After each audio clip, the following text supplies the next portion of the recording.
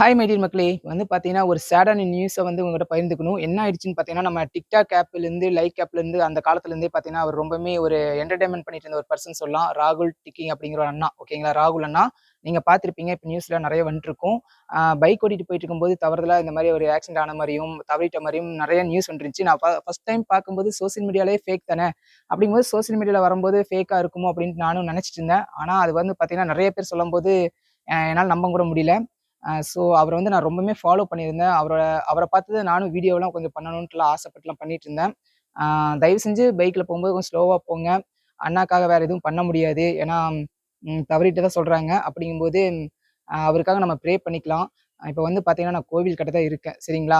ஆக்சுவலா நான் அந்த கோவில வச்சு பேசினா, அவரோட ஆத்மா கொஞ்சம் சாந்தி அடையும். அவருக்காக நான் ப்ரே பண்ணிக்கணும்னு ஆசைப்பட்டு, நான் கோவிலுக்கு வந்திருக்கேன். சப்போஸ் அந்த நியூஸ் வந்து உண்மையா இருந்துச்சுன்னா, கண்டிப்பா நான் அவருக்காக ப்ரே பண்ணிக்கிறேன். நீங்களும் ப்ரே பண்ணுங்க. பார்க்கலாம்.